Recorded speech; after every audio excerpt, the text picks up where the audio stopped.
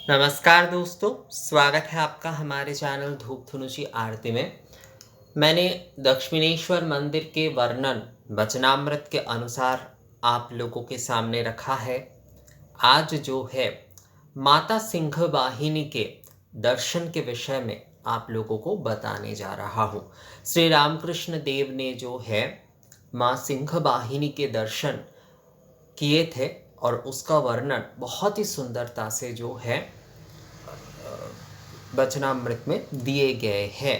तो वही जो है मैं आज आपको इस वीडियो के माध्यम से पढ़ के सुनाऊंगा। बहुत ही अच्छा प्रसंग है और विस्तार में है, पर मैं जो है केवल दर्शन का पाठ ही जो है आप लोगों को बताऊंगा। माँ सिंहवाहिनी की ये जो मूर्ति है, बहुत सारे लोगों को एक्चुअल में लगता है और बहुत सारे लोगों ने मुझे पूछा भी था, तो इसीलिए थोड़ा सा मैं बता देता हूँ पहले कि बहुत सारे आप में से लोगों का यह धारणा है कि ये माँ की मंदिर है। नहीं, ये माँ की मंदिर नहीं है।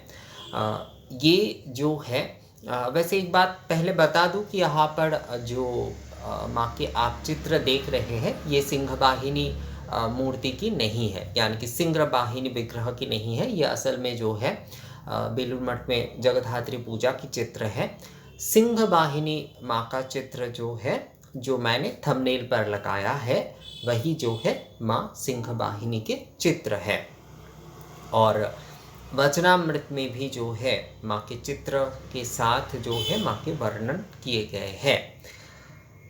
कोलकाता के जदू मल्लिक परिवार में माता सिंहवाहिनी की पूजा जो है करीब 500 साल से, माँ की जो विग्रह है वो 500 साल पुरानी है। करीब 400 साल से ज़्यादा समय से जो है मल्लिक परिवार के पास जो है माँ है, और माँ की पूजा जो है केवल मात्र जो है मुड़की और बताशे से माँ की पूजा शुरू हुई थी, क्योंकि उस समय उतना सामर्थ्य नहीं था कि बहुत बड़े तौर पर पूजा आदि करने के। तो माँ की पूजा उस प्रकार से शुरू हुई थी और आज भी नित्य पूजा होती है। माँ जो है जदू मल्लिक परिवार की गृह देवी है, और माँ कभी भी एक घर में नहीं रहती है, 5 घर है इनके। इन परिवार के, मल्लिक परिवार के 5 घर है, और हर घर में ही माँ जो है अलग अलग समय पर रहती है। ज़्यादा से ज़्यादातर 3 या फिर जो है 4 महीने ऐसा ही समय वो बिताती है हर एक घर में जो है, और हर घर में ही जो है उनकी सेवा पूजा किए जाते हैं। माँ के जो है आरती एक विशेष होती है, और षोडशोपचार पूजा हर शनि और मंगलवार को जिस घर में जो है माँ विराजती है, उनके वहाँ पर हर महीने की शनि या मंगलवार को जो है षोडशोपचार पूजा होती है। और आरती माँ की विशेष होती है, माँ की आरती होती है, और साथ में माँ के भोग में जो विशेषता है वो मुड़की और बताशे ये तो दिए ही जाते हैं, साथ में डाब और चीनी का भोग लगाया जाता है, यानी कि शक्कर और जो हरे नारियल होते हैं वो जो है माँ को नित्य प्रतिदिन दिए जाते हैं। ये 2 चीज़ जो है ये माँ को नित्य प्रतिदिन जो है वो माँ की भोग में दिए जाते हैं। माता सिंहवाहिनी की जो है पूजा की यही विशेषता है कि माँ के भोग में ये दिए जाते हैं, और पका हुआ चावल का कुछ भोग आदि नहीं लगाया जाता है। विशेष अवसरों पर माँ को जो है पूड़ी और आलू के सब्जी का भोग लगाया जाता है। पूड़ी और आलू के सब्जी का, लुची कहते हैं हम लोग इसे, मैदे से बना हुआ पूड़ी जिसे कहते हैं, उसका माँ को भोग लगाया जाता है। और माँ सिंहवाहिनी के दर्शन सच में बहुत दुर्लभ इसलिए है क्योंकि माँ इन 5 परिवार की 5 घरों में रहती है, और कब किस घर में रहती है माँ ये बहुत जो है कम लोगों को पता होती है। और परिवार के लोग भी जो है वो इस बात को जो है बहुत ज़्यादा दूसरों में बताना पसंद नहीं करते हैं। कुछ मात्र जो है करीबी या फिर जो है कुछ लोग जो कि जुड़े हुए हैं उनके परिवार के साथ, उन्हें ही जो है केवल मात्र इस विषय का ज्ञात होता है। तो माँ सिंहवाहिनी के दर्शन जो है इसीलिए दुर्लभ माना जाता है। और एक बार अगर माँ की दर्शन कर लिया जाए तो कहते हैं कि माँ सिंहवाहिनी आपके हृदय में हमेशा हमेशा के लिए विराज जाती है। और श्री रामकृष्ण इस विषय में कहते हैं कि माता सिंहवाहिनी जो है वो भक्त वत्सल है, यानी कि भक्तों के साथ वो बातें करते हैं। ये असल में जो है एक भावना के विषय है, हर किसी के अनुभूति के विषय है। और श्री रामकृष्ण जिनके जो है माँ के प्रति पूर्णता ही जीवन समर्पण है, तो उनके भाव तो ऐसे ही होंगे। हम सभी के ऐसा, मतलब हम सभी जो है शायद उस अनुभूति को ना कर पाए, पर हाँ, अगर आप एक बार दर्शन करते हैं, क्योंकि मैंने खुद किया है माँ की दर्शन जो है, तो दर्शन करते हुए ही एक अनन्य आनंद की अनुभूति होती है। ये एक बहुत सत्य विषय है।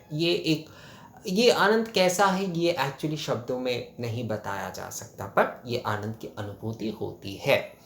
तो वचनामृत में इसके वर्णन क्या है वही जो है मैं आप लोगों को पढ़ के सुनाता हूँ। आइए।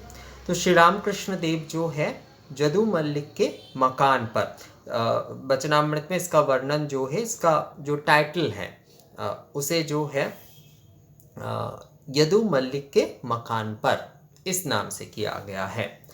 श्री रामकृष्ण यदु मल्लिक के मकान पर आए।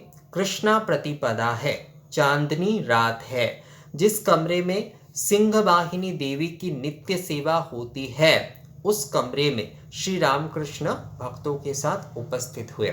इसे ठाकुर घर कहा जाता है। असल में हमारे बांग्ला में जो है, जहाँ पर भगवान विराजते हैं, जो कमरा भगवान के लिए होता है उसे हम लोग कहते हैं ठाकुर घर, यानी कि भगवान का घर। वो कमरा केवल भगवान के लिए है, उस कमरे में कोई और कार्य आदि नहीं होंगे। वो वहाँ पर भगवान के बर्तन आदि, मतलब भगवान का संसार है वो पूरा, ठाकुर घर बोलते हैं हम उसे जो है।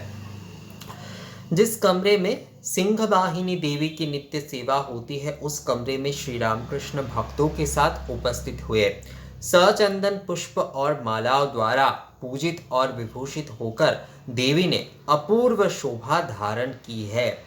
माँ की हमेशा बहुत सुंदरता से जो है, आज भी जब भी दर्शन करने कोई अगर जाए तो उन्हें ये दिखाई देगा कि माँ की जो है इतने सुंदर से माला आदि से उन्हें सुशोभित करके रखा जाता है।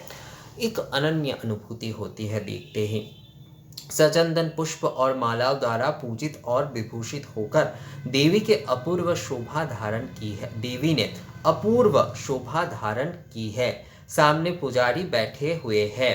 प्रतिमा के सम्मुख दीप जल रहा है। उस समय दीप ही एकमात्र जो है, एक दर्शन के मतलब रोशनी का एक माध्यम दीप ही था, तो एक से अधिक दीप आदि ही जलते थे।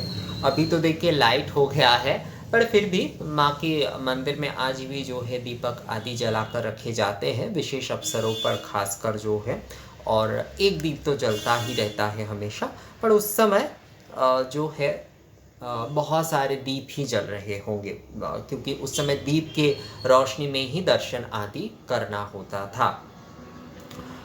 सहचरों में से एक को श्री रामकृष्ण ने रुपया चढ़ाकर प्रणाम करने को कहा। श्री रामकृष्ण के ये एक निष्ठा है कि वो हर जगह पर जहाँ पर भी जाते थे, जहाँ पर भी वो दर्शन करने जाते थे, तो वहाँ पर जो है प्रणामी के तौर पर कुछ जो है रुपए, 1 रुपये आदि जो है वो चढ़ाते थे, क्योंकि दर्शन करने के, ये देखिए ये हमारे एक पारंपरिक नियम है कि जब भी हम दर्शन करें या भगवान को प्रणाम करें तो कुछ जो है भगवान की सेवा के लिए वहाँ पर हमें चढ़ाना चाहिए।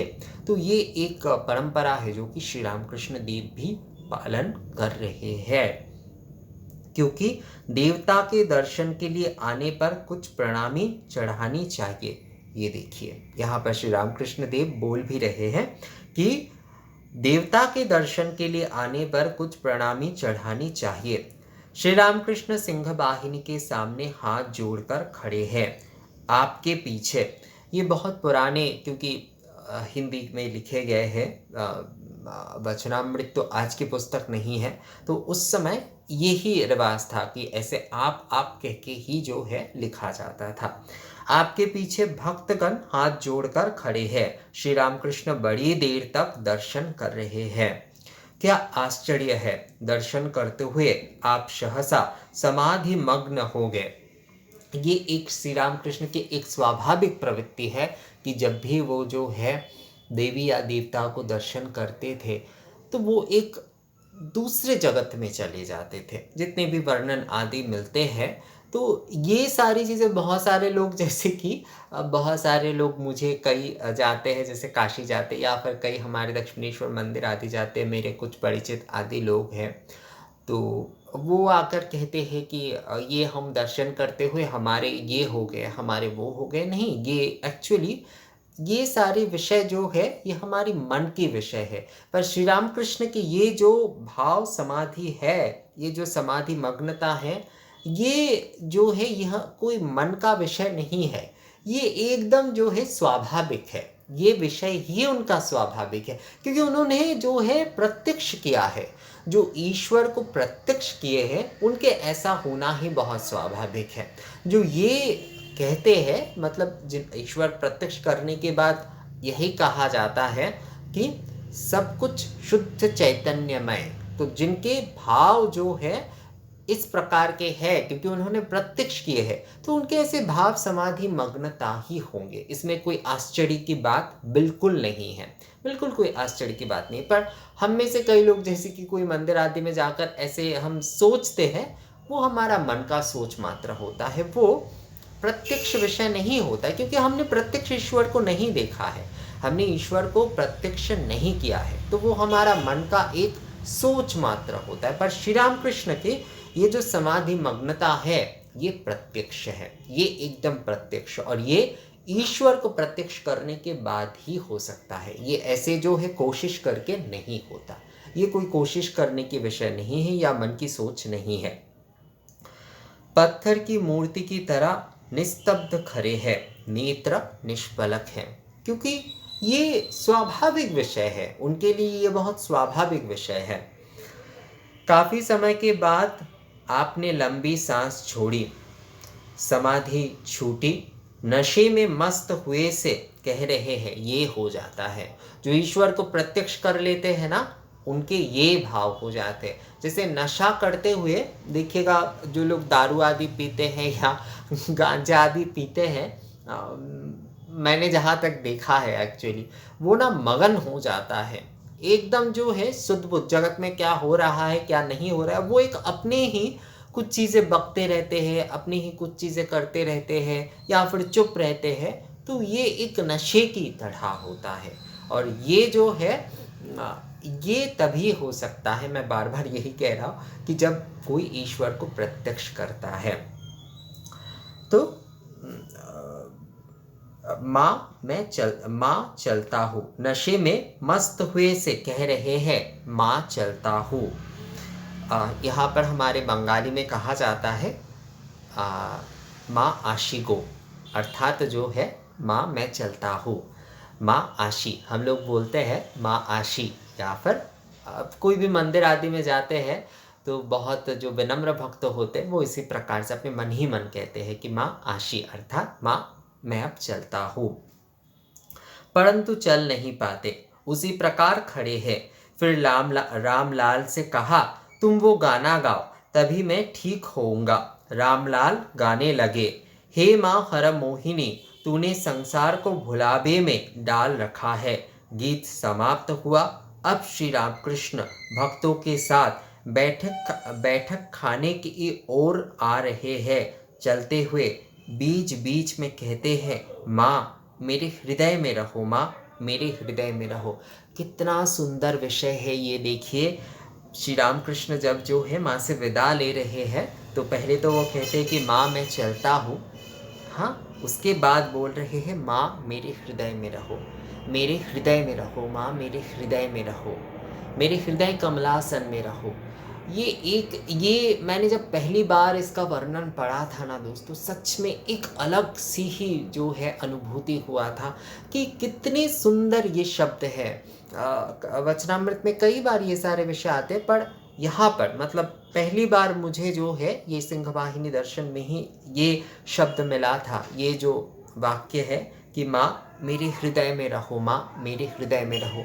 ये कितना, अगर कोई ईश्वर के प्रति कितना जो है आंतरिक है तभी ये बोल सकते हैं, तभी उनके मन से अपने आप ये शब्द उठते हैं, माँ मेरे हृदय में रहो। तो यही था श्री रामकृष्ण के सिंहवाहिनी दर्शन।